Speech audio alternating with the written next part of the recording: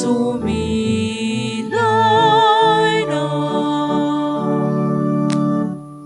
Sa ngalan ng Ama, ng Anak at ng Espiritu Santo, Amen. sumainyo ang Panginoon. At sumainyo rin. Mga minamahal na mga kapatid, ating pagsisihan ang ating mga nagawang kasalanan. Inaamin ko Sa makapangyarihang Diyos at sa inyo mga kapatid, na lubha akong nagkasala sa isip, sa salita at sa gawa, at sa aking pagkukulang.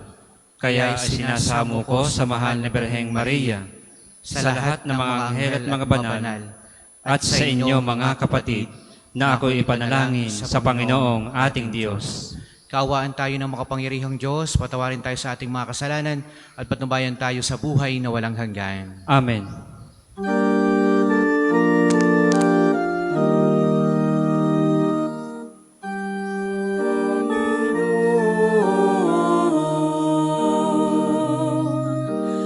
Kawan mo kami, Panginoon.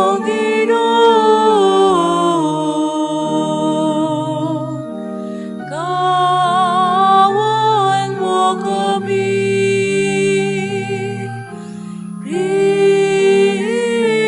Kristo. Kawan mo kami, Kristo. Kawan mo kami, Panginoon. Kawan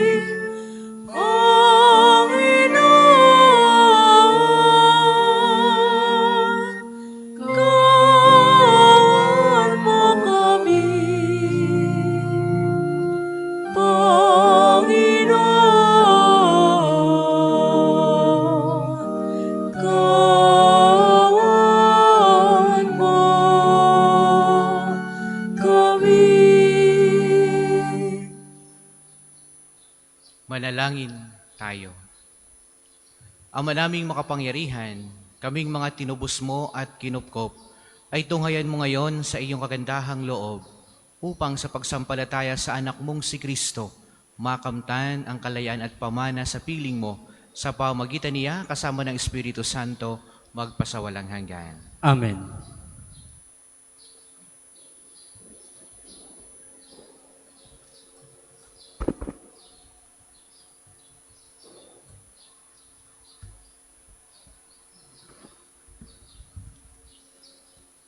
Pagbasa mula sa sulat ni Apostol San Pablo sa mga taga-Kolosas.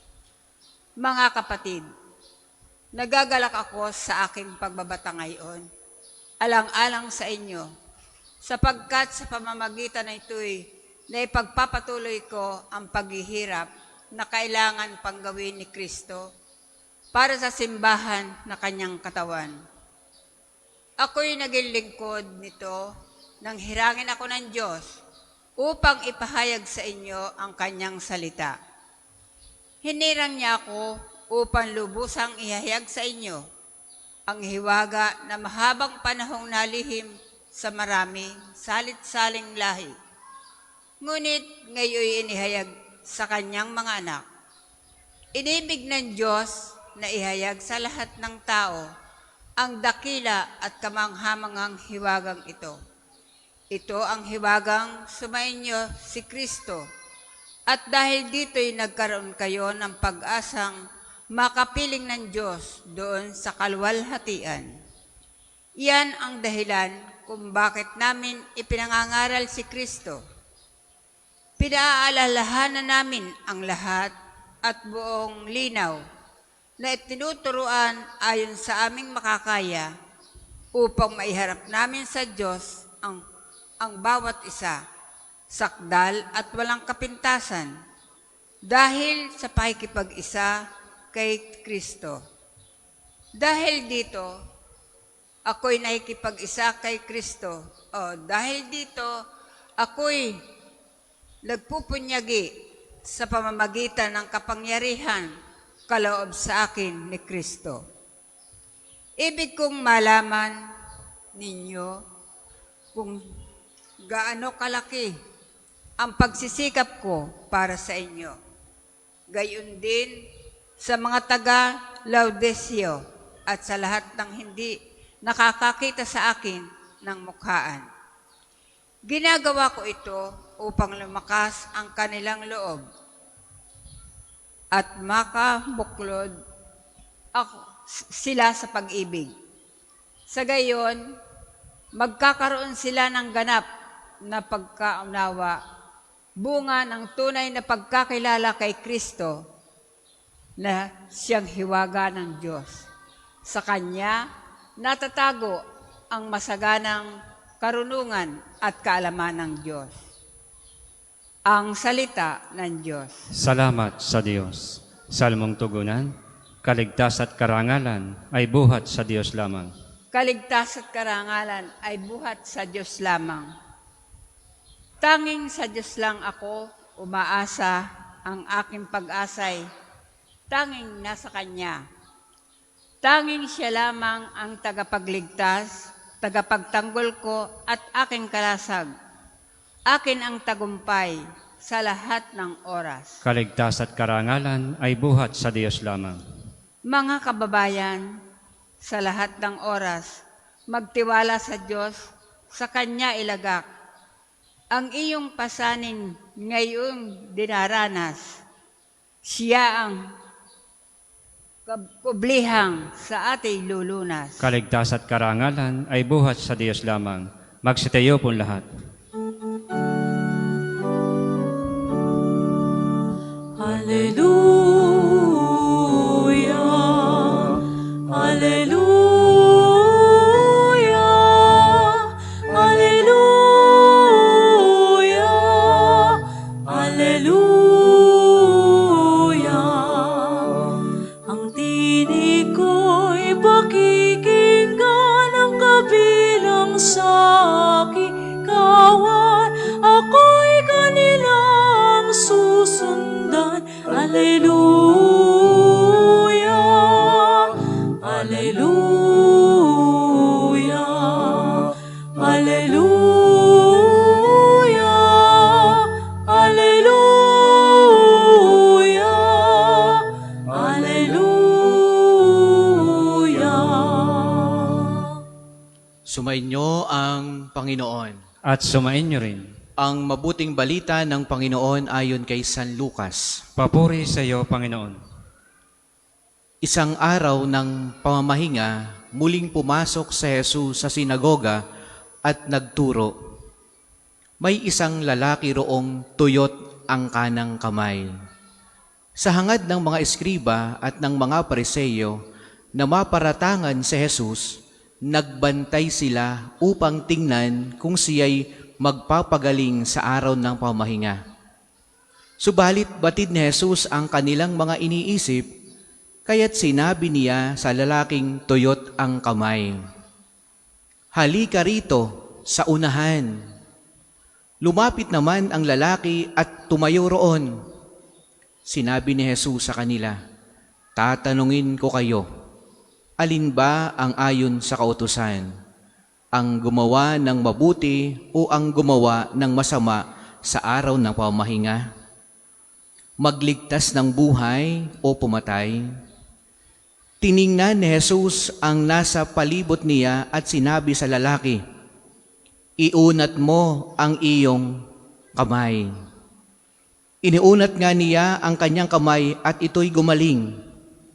Nagngit-ngit sa galit ang mga eskriba at ang mga Pariseo at pinag-usapan nila kung ano ang dapat gawin kay Jesus. Mga minamahal na mga kapatid, ang mabuting balita ng Panginoon. Pinupuri ka namin, Panginoong Hesukristo. Magandang umaga po sa inyong lahat. At welcome po dito sa parokya at pambansang dambana ni Santo Padre Pio. Ating tingnan ang mga tauhan na ating napakinggan sa mabuting balita. Una, mga Pariseo, sa Jesus at yung lalaking tuyot ang kanang kamay. Siguro sa panahon ngayon ay di yung na-stroke, yung hindi na maiunat, yung na-paralyze na. Ang tawag ay tuyot ng kamay, ibig sabihin wala nang dumadaloy na dugo. At kung inyong mapapansin, ang mga Pariseo ay lumapit kay Jesus at tinitingnan siya kung ano ang kanyang gagawin. Tingnan ninyo ang mga Pariseo. At tingnan natin din ang ating sarili. Maraming lumalapit kay Jesus. Tingnan niyo ang Pariseo. Pag lumapit kay Jesus, tinitingnan kung ano ang gagawin niya. Lumalapit sila hindi para mag-aral, hindi para magpuri sa Diyos, hindi para tingnan ang kadakilaan ng Panginoong Diyos kay Jesus. Tinitingnan nila sa Jesus para paratangan, para husgahan. At nung bandang huli nga, sila'y nagngit-ngit sa galit kay Jesus. Pwede nating makita ang ating sarili dyan. Minsan, pag tayo'y sumisimba, tayo lumalapit, minsan, napakadami ng buntong hininga natin, na sama ng loob na ating sinasabi sa Diyos. Para tayong Pariseo. Minsan nating maraming mga, sa dami ng nangyari sa buhay natin, sa buhay ninyo, sa karanasan ninyo, minsan ating isinisisi sa Diyos. Tinitingnan natin. Tingnan nyo mga Pariseo. Ganyan sila pag nalapit kay Jesus. Pinaparatangan. Ang tinitingnan kay Jesus ay yung kanyang maling gagawin sa araw ng pamamahinga. At tingnan naman natin yung lalaking tuyot ang kamay. Iba ang kanya. Tingnan ninyo, si Jesus ang nakakita sa kanya at si Jesus ang nagpalapit sa kanya. Kita ng Diyos, kita ni Jesus kung ano ang dapat gawin sa kanya. Sapagkat nababasan ng Diyos ang laman at intensyon natin. Lagi ko nga pong binabahagi dito yung karanasan ng napakaraming gumagaling dito sa Santo Padre Pio, yung mga nagse-share dito ng kanilang mga healing stories. At laging ang isa sa common sa kanila, sa mga gumaling, ay yung taong nag-alay, inialay ang kanilang sarili sa Diyos at humingi ng tulong kay Padre Pio. Yung inialay nila kung anong meron sila, sakit, sapagkat wala nang mapuntahan kundi ang Diyos. Inialay na nila kung ano, pati ang kanilang buhay, inialay nila sa Diyos. At sila'y humiling ng tulong kay Padre Pio na sila'y pagalingin. Paglipas ng maraming panahon, ng buwan, ng araw, bumabalik sila at nagpapasalamat. Kaya mga minamahal na mga kapatid, nawa, katulad tayo noong lalaking tuyot ang kamay, merong malinis na intensyon sa puso. At tingnan ninyo, pag may malinis ang iyong intensyon, kita ng Diyos iyan at alam ng Diyos ang gagawin sa iyo. Hindi ka man nagsasabing, Panginoon, ako po'y paralyzed ngayon.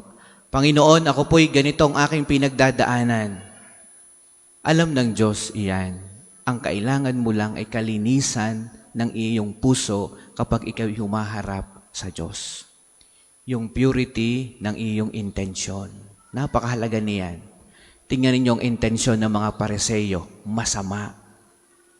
Kaya, si Jesus ay galit sa kanila sapagkat sila'y mapagpaimbabaw. Sapagkat alam ni Jesus, ang laman ng kanilang puso, kasamaan.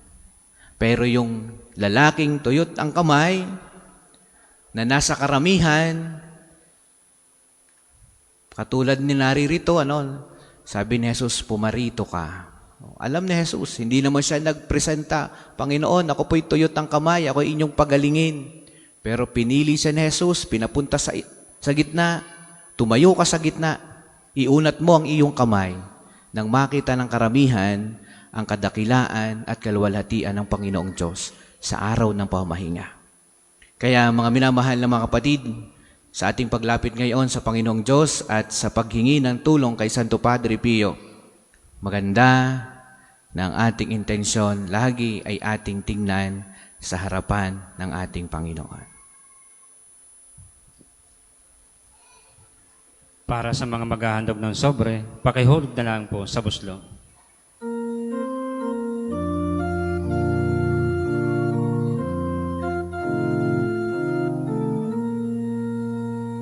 Kunin at tanggapin ang alay na ito, mga biyayang nagmula sa pagpapala mo.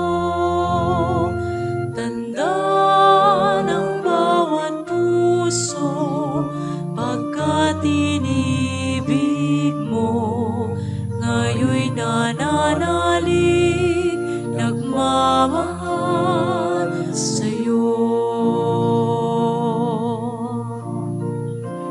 Nananalig, nagmamahal sa'yo.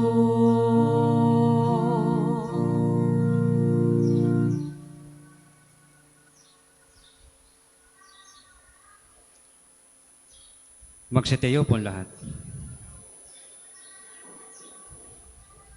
Manalangin kayo mga kapatid upang itong ating paghahain ay kalugdan ng Diyos Amang makapangyarihan. Tanggapin nawa ng Panginoon itong paghahain sa iyong mga kamay, sa kapurihan niya at karangalan sa ating kapanganabangan at sa buong sambayanan niyang banal.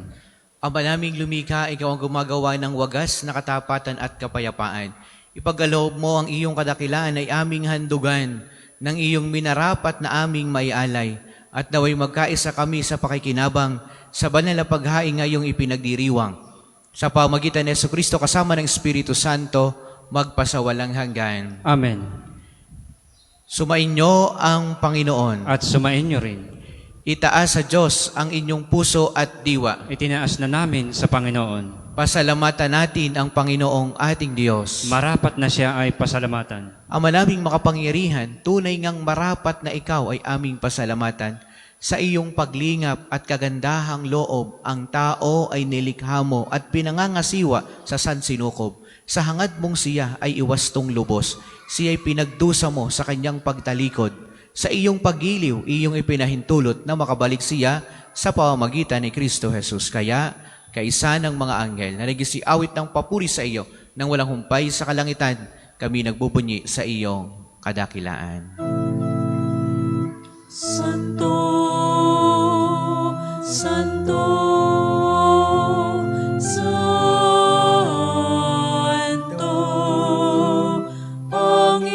Panginoong Diyos ng mga hukbo.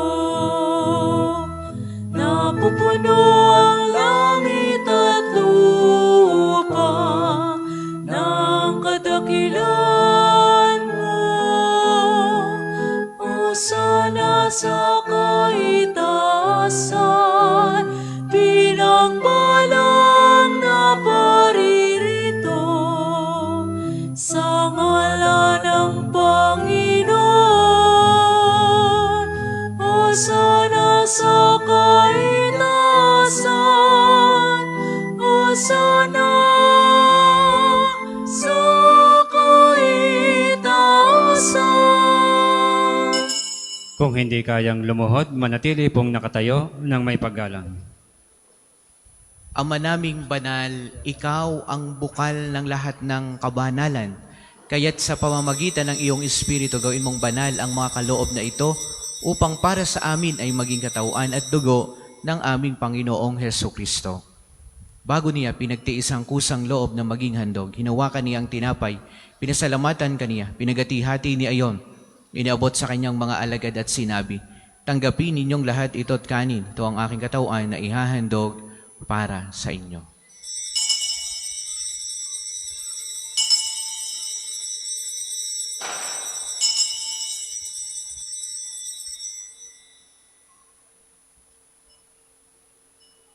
Gayon din naman, noong matapos ang hapunan, hinawakan niya ang kalis, muli kaniyang pinasalamatan. Iniabot niya ang kalis sa kanyang mga alagad at sinabi, tanggapin ninyong lahat ito at inumin, ito ang kalis ng aking dugo, ng bago at walang hanggang tipan. Ang aking dugo na ibubuhos para sa inyo at para sa lahat sa ikapagpapatawad ng mga kasalanan. Gawin niyo ito sa pag-alaala sa akin.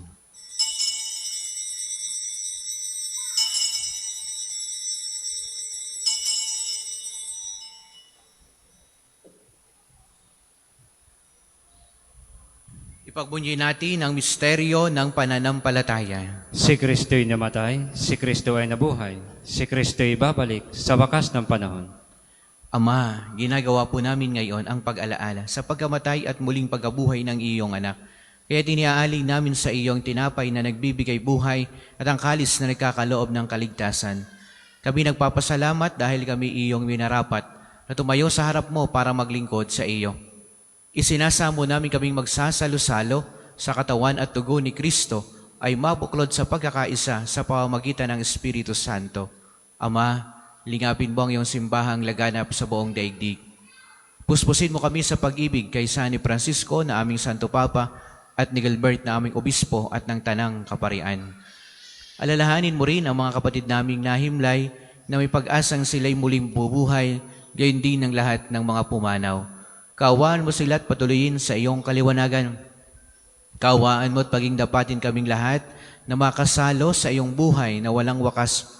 Kaisa ng mahal na Birheng Maria na ina ng Diyos, ni San Jose na kanyang kalininisang esposo, kaisa ng mga apostol at ng lahat ng mga banal na namuhay dito sa daigdig ng kalugod-lugod sa iyo. May pagdiwang nawa namin ang pagpupuri sa ikararangal mo sa pamamagitan ng iyong anak na aming Panginoong Heso Kristo. Sa pamamagitan ni Kristo, kasama niya at sa Kanya, ang lahat ng parangal at papuri ay sa iyo, Diyos amang makapangyarihan, kasama ng Espiritu Santo, magpasawalang hanggan.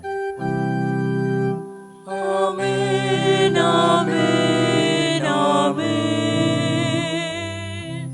Amen.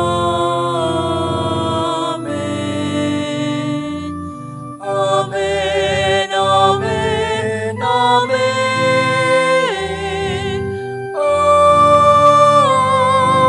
Amen. Awitin natin ang Ama namin.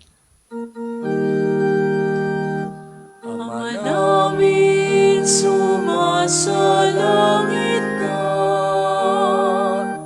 Sambahin ang ngalan mo.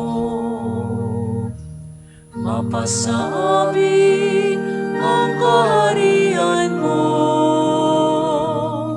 Sundin ang loob mo dito sa lupa para nang sa langit. Bigyan mo kami ngayon ng aming kakanin sa araw-araw at patawarin mo kami sa aming mga sala para ng pagpapatawad namin sa nagkakasala sa amin. At huwag mo kaming ipahintulot sa tukso at iharya mo kami at ng masama. Hinihiling namin kami adya sa lahat ng masama, pagkalooban ng kapayapaan araw-araw. Iligtas sa kasalanan at ilayo sa lahat ng kapahamakan. Samantalang aming pinananabikan ang dakilang araw ng pagkapahayag ng tagapagligtas naming si Heso Kristo. Sapagkat iyong kaharian at ang kapangyarihan at ang kapurihan magpakailanman. Amen. Panginoong Jesucristo, sinabi mo sa iyong mga apostol, kapayapaan ang iniiwan ko sa inyo, ang aking kapayapaan ang ibinibigay ko sa inyo. Tunghayan mo ang aming pananampalataya at huwag ang aming mga pagkakasala. Pagkalooban mo kami ng kapayapaan at pagkakaisa ayon sa iyong kalooban, kasama ng Espiritu Santo, magpasawalang hanggan. Amen. Ang kapayapaan ng Panginoon naway lagi pong sumainyong lahat. At sumain nyo rin. Magbigayan kayo ng kapayapaan sa bawat isa. Kordero ng Diyos na nag-aalis ng mga kasalanan sa sanlibutan, maawa ka sa amin. Kordero ng Diyos na nag-aalis ng mga kasalanan ng sanlibutan, maawa ka sa amin. Kordero ng Diyos na nag-aalis na mga kasalanan ng sanlibutan, ipagkaloob mo sa amin ang kapayapaan. Kung hindi kayang lumuhod, manatili pong nakatayo ng may paggalang.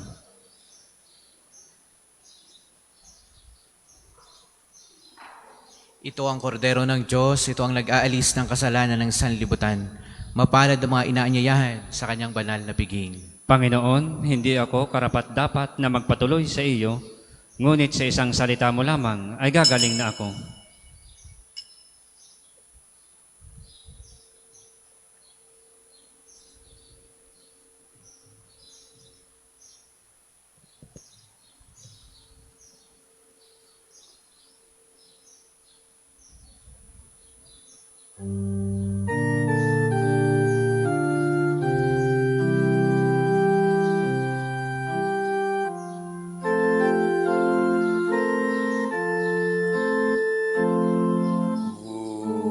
Kunin mo, O Diyos, at tanggapin mo ang aking kalayaan, ang aking kalooban, isip at ngunit ako lahat ng hawak ko ng loob ko ay aking alay sa'yo. Nagmula sa'yo ang lahat ng ito. Muli kong handog sa'yo, patnubayan mo't pag-ari ang lahat ayon sa kalooban mo. Magutos ka, Panginoon ko. Dagling tatalima ako, ipagkaloob mo lang ang pag-ibig mo.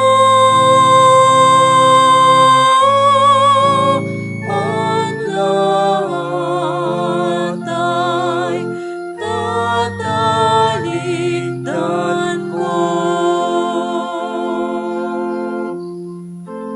Kunin mo, O Diyos, at tanggapin mo ang aking kalayaan, ang aking kalooban, isip at ngunit ako lahat ng hawak ko ng loob ko ay aking alay sa'yo. Nagmula sa'yo ang lahat ng ito. Muli kong handog sa'yo, patnubayan mo't pag-ari ang lahat ayon sa kalooban mo. Magutos ka, Panginoon ko.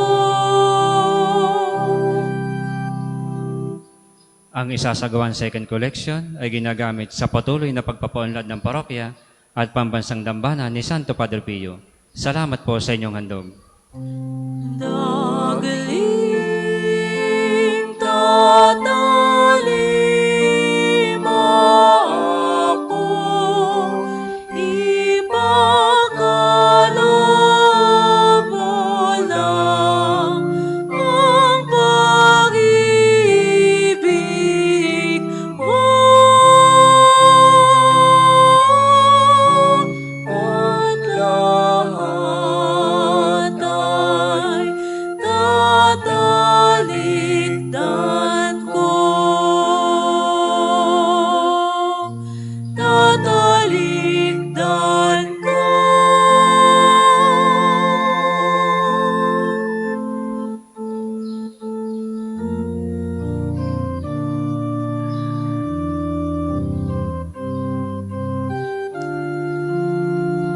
Magsitayo po lahat. Manalangin tayo. Ama naming mapagmahal, kaming pinapagsalo mo sa iyong salita at piging na banal, ay iyong pinalalakas at iyong binubuhay. Paging dapatin mong kaming makapakinabang sa buhay ng iyong anak na para sa aming sarili niya ang alay. Bilang aming tagapamagitan, kasama ng Espiritu Santo, magpasawalang hanggan. Amen. Panalangin ng pagtitiwala kay Santo Padre Pio. Padre Pio, taga Pietrelcina, Mongheng Banal, Pintakasing Santo ng milenyong kasalukuyan, gabay namin sa pagtahak sa landasing makalangit, takbuhan sa pangangailangan, huwaran ng pagtitiis. Sa iyo namin inilalapit aming mga kagipitan, sa iyo po binibilin, kalusugan at kabuhayan. Banggitin ng tahimik ang mga personal na kahilingan.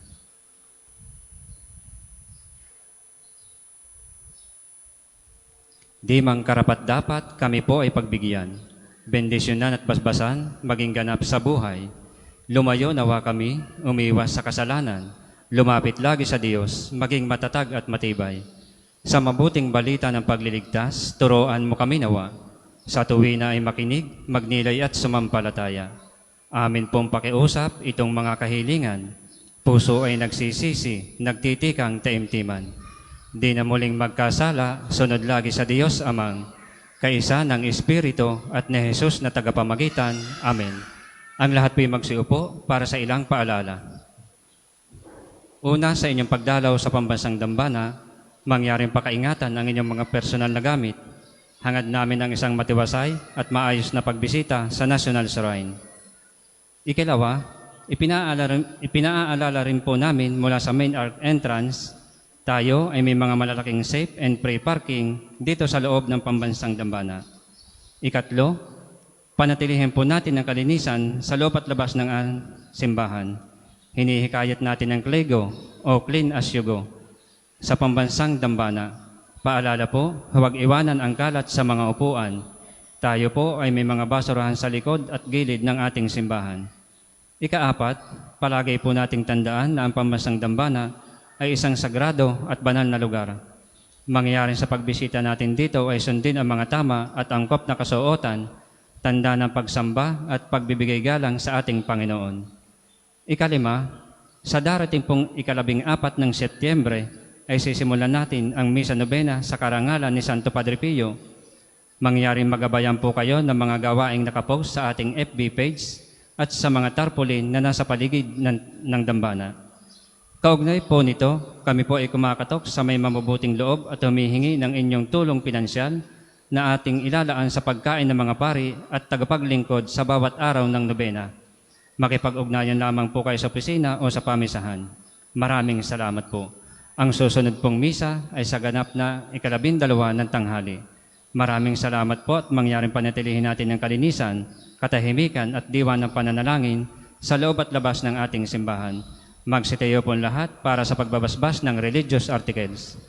Mga kapatid, manalangin tayo sa Diyos Amang makapangyarihan upang tayo maging kawangis ni Kristo sa taimtim na pagdalangin sa tulong ng mga larawan at mga dasalan. Inyong ilabas ang inyong mga pabebendisyonan.